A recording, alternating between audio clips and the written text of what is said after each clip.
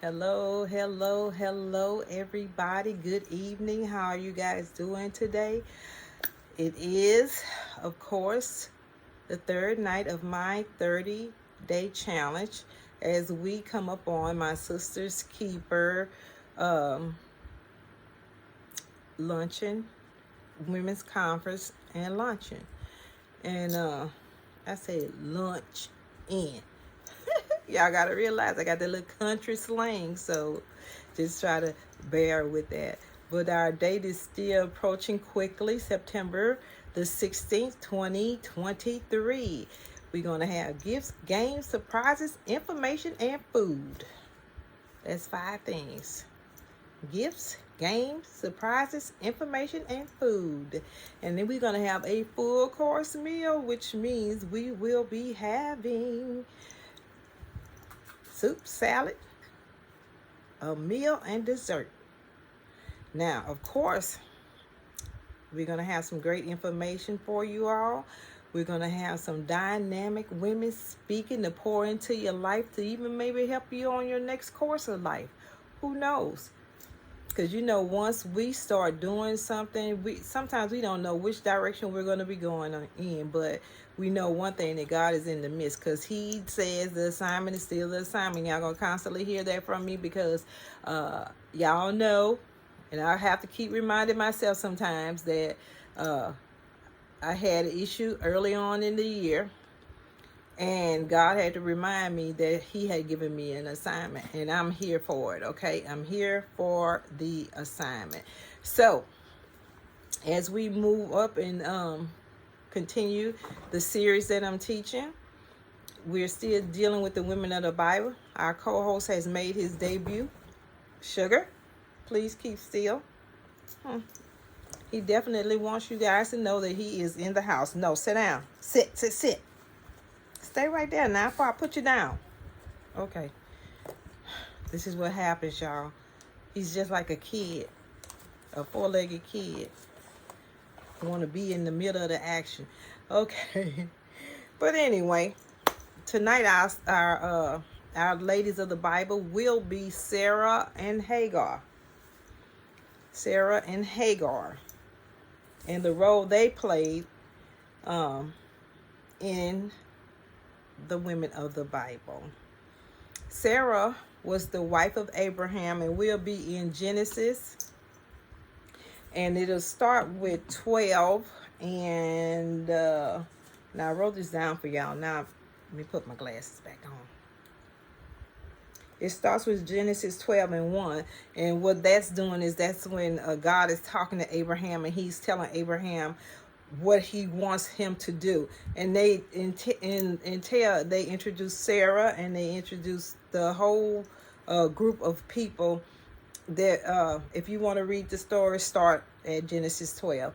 And it's good reading. You can start from Genesis 1 and then move on through the whole chapter of the Bible. It's a good story. It's a good teaching on the creation, lineage, and stuff like that. It's really important. I was listening to the Bible Experience today, and I realized, I said, hey, I got the Bible Experience in Audible. I should listen to that for a little bit. And I was on the story of Noah, but that's another day, y'all.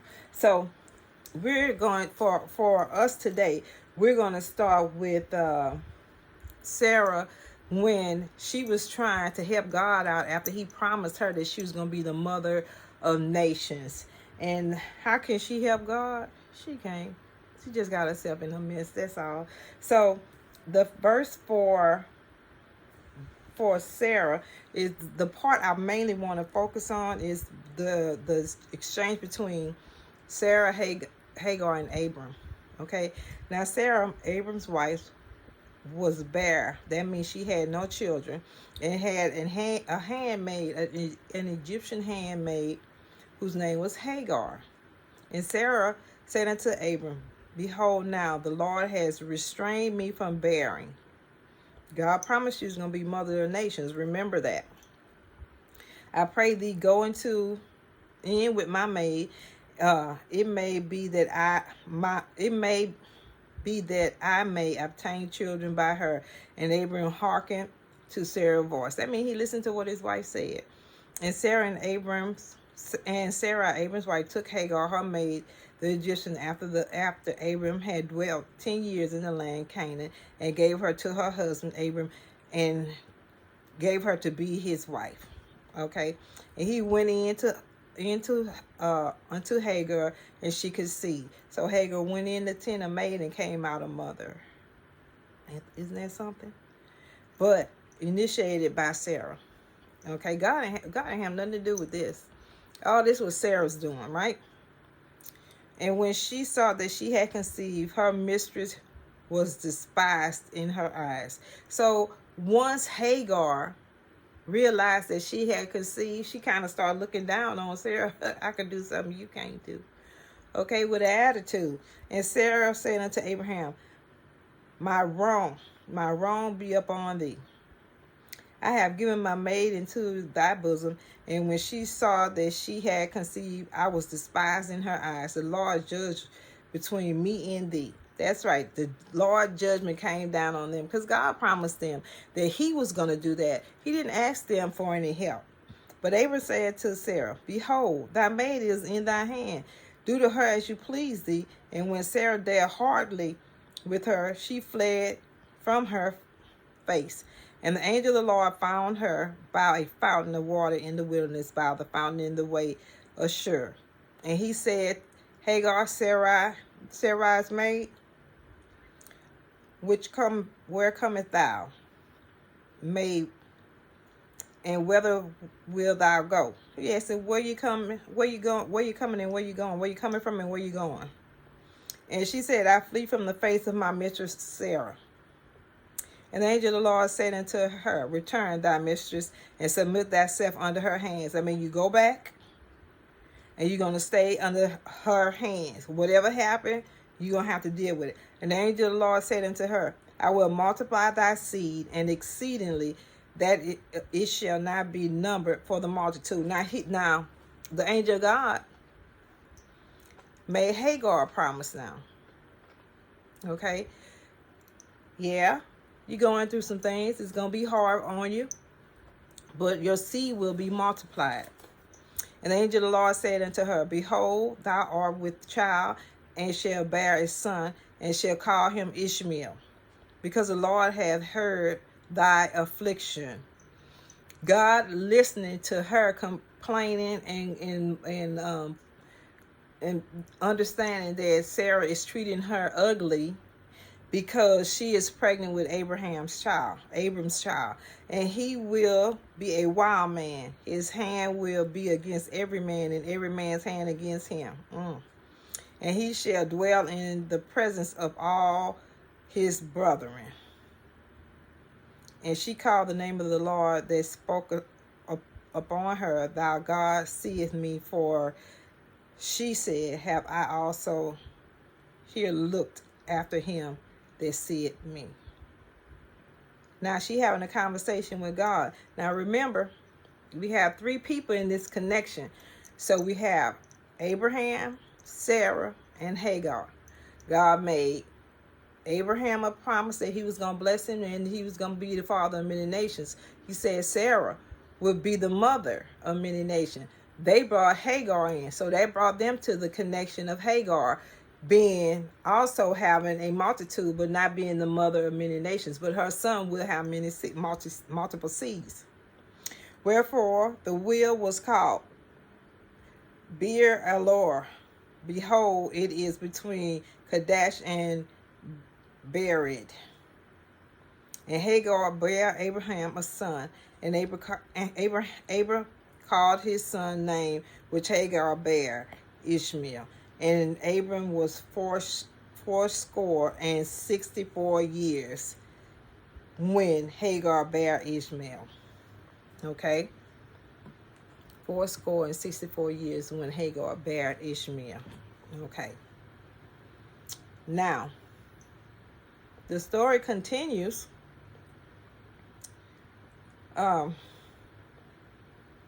With Genesis 17. Now, all this time, the whole process was started because Sarah was being impatient with God. God had made them a promise and then he stopped talking. See, you have to recognize when God assigns you to do something. He gives you instructions. He tells you how it's supposed to be done.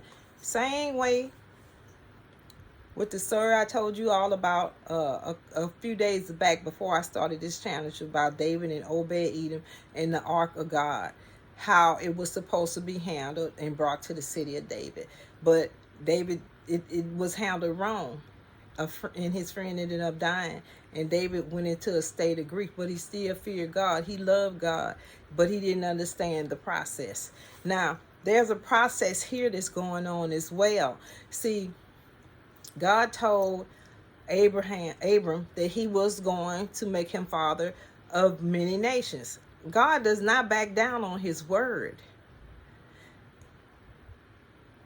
They failed to understand that he, just because he tell you he gonna do something, don't mean he finna do it right now. And that's where we have problems. We want God to do whatever he said because we want him to be a microwave God. We want him to be instant. We want him to come through right now and do exactly what he said he was going to do. Well, as this story continues, between these three people, the mess that they're causing, and when Abraham was 90 years old and 9, the Lord appeared to Abram and said unto him, I am the Almighty God, walk before me and be thou perfect. Okay, he comes back to Abraham. And I will make my covenant between me and thee, and will multiply thee exceedingly. And Abraham fell on his face, and God talked with him, saying, As for me, behold, my covenant is with thee, and thou shalt be the father of many nations. Neither shall thy name any more be called Abram, but thy name shall be called Abraham. For a father of many nations have I made thee. Okay, he's preparing to honor what he told Abraham. And I will make thee exceedingly fruitful, and I will make nations of thee, and kings all shall come out of thee.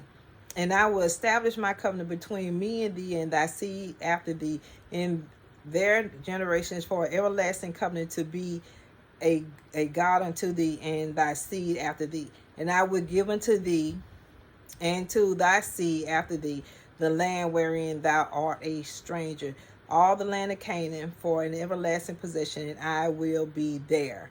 Okay, his covenant from the beginning was with Abram, and now his name is Abraham. And God said unto Abraham, Thou shalt keep my covenant, therefore thou and thy seed after thee in their generations.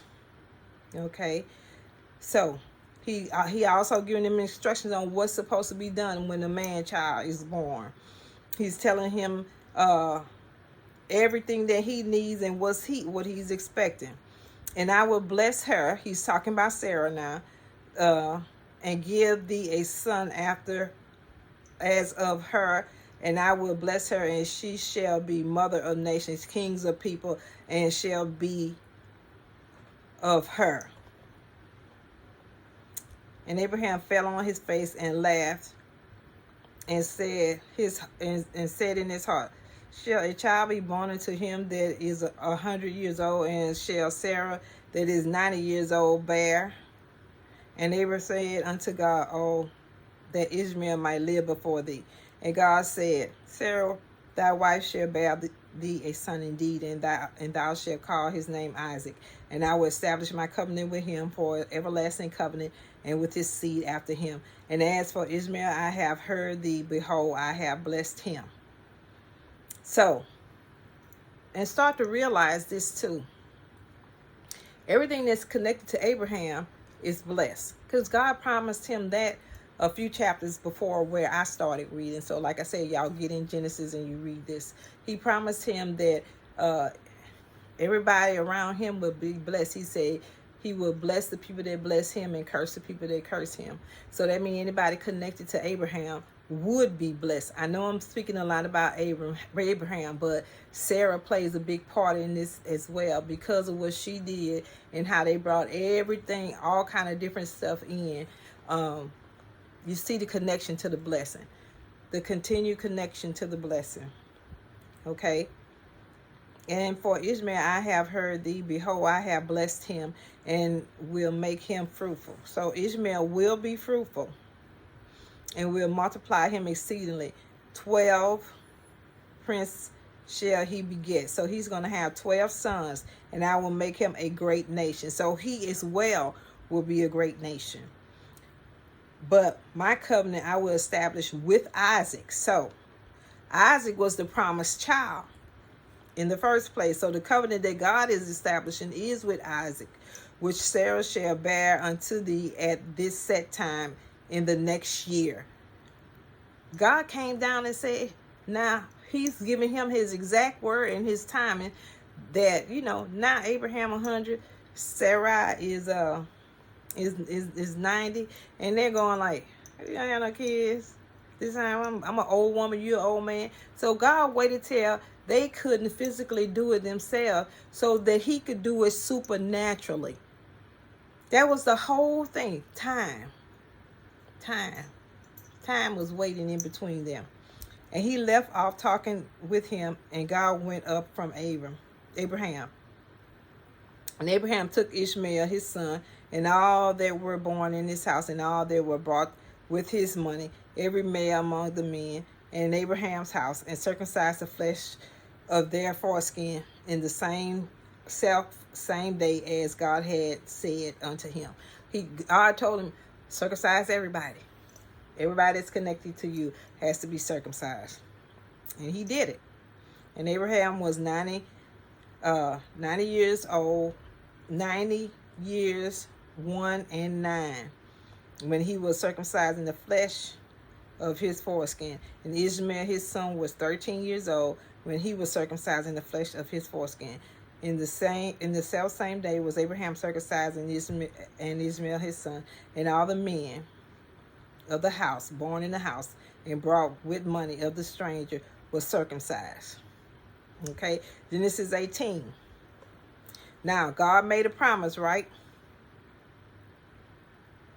Now, we moving on to Genesis 18. I know it's a lot of reading tonight, but I want you to get the gist of the story and how all of it played into one thing. And you see how Ishmael at 13 was circumcised.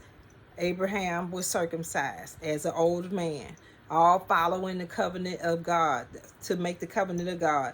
And the Lord appeared unto him in the plains of Mamre, and he sat in the tent door in the heat of the day. And he lifted his eyes and looked, and lo, 3 men stood by him.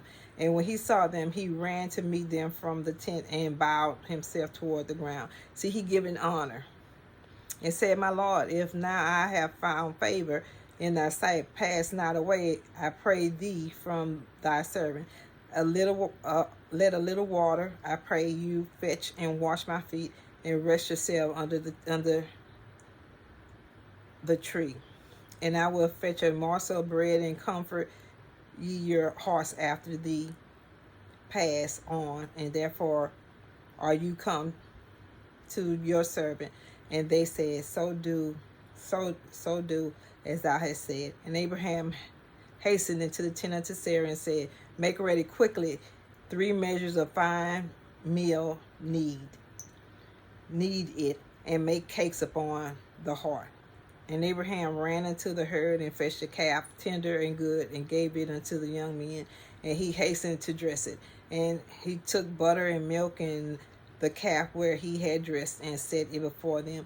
And he stood by them under the tree, and they did eat. And they said unto him, where is Sarah thy wife? And he said, behold, in the tent. And he said, I will certainly return unto thee according to the time of life. And lo, Sarah thy wife shall have a son. And Sarah heard it in the tent door which was behind them. Now Abraham and Sarah were old and were stricken in age, and he ceased to be with Sarah after the manner of a woman, meaning they weren't having sex anymore. Therefore Sarah laughed within herself, saying, after I am waxed old, shall I have pleasure, my Lord being old also? So that means my husband old and I'm old. We gonna have sex. So she laughing. And the Lord said unto Abraham, wherefore did Sarah laugh? Shall I of a surety bear a child which am old? Is anything too hard for God? Is anything too hard for the Lord? And the time appointed, I will return unto thee according to the time of life, and Sarah shall have a son. Then Sarah denied, saying that I laughed not, for she was afraid. And she said, nay, but thou didst laugh. And the man rose up from thence and looked towards Sodom, and Abraham went with them to bring them to bring them on the way. So we'll stop right there. So, needless to say, Sarah did have Isaac. And all of us who are up in age, when I say up in age, some middle age, some older, you know, sex has its peaks and its valleys. Well, they were in the valley. But God made them a promise a long time ago. And it took 25 years for that promise to be realized. But God did come through with his promise. And everybody connected in the situation were blessed. So Abraham had Ishmael and he had Isaac. But Isaac was the promised child. So God had to go through had to keep his word and use the covenant that he had promised that he had promised that Sarah would be the mother of nations, and that Abraham would be the father of nations. And all of that has happened, and it's true. As well, Hagar, she was connected to the blessing too, because Sarah brought her into the blessing.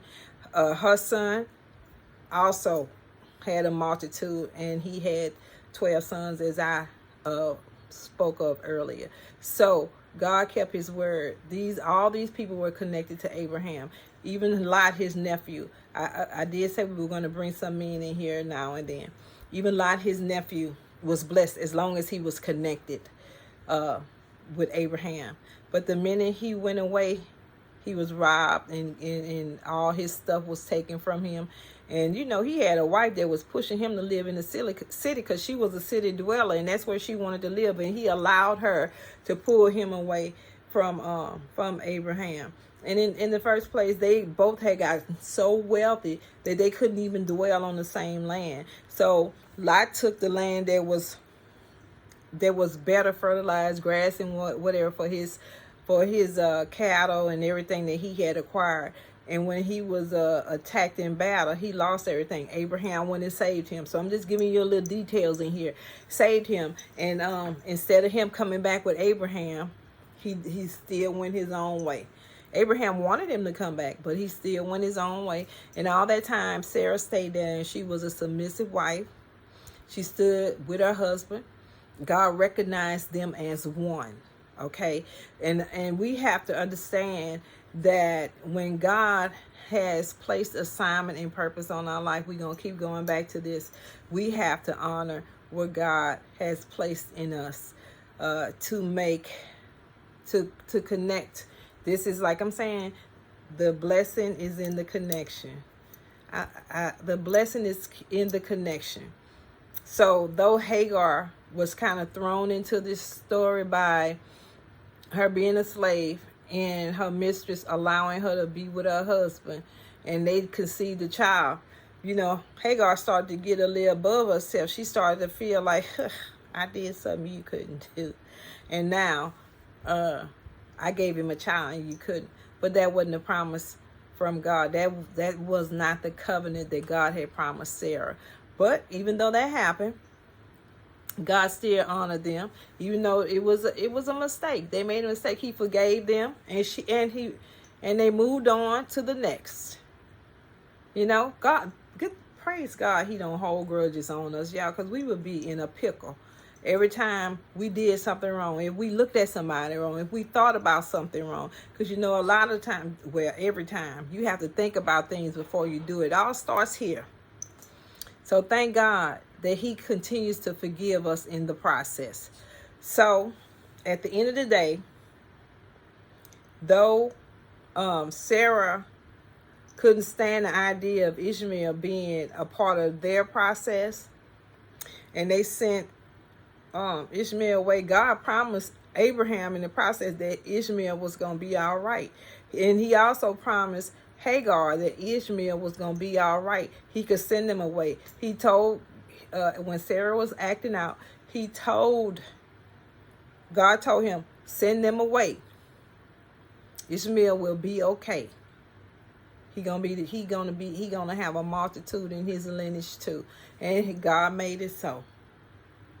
So that's just a kind of a quick overview.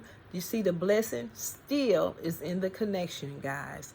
Is in the connection. So who are you connected to? So hopefully we'll see you at my Sisters Keeper event. I'll have details as I post this video. As always, I love you guys. Take a look at the flyer that I'm posting along with the video on Facebook, and come and enjoy some fellowship, some fun, and some information. September the 16th, the Bible World Building on 1771 North Lobdell in Baton Rouge, Louisiana. We are going to have a jolly good time. So come on, be a part of what we're doing. You know, this is where God is working, and you might find somebody that's actually there that you need to connect with so you can realize your blessing. Amen. All right, we'll see y'all later tomorrow. I love y'all.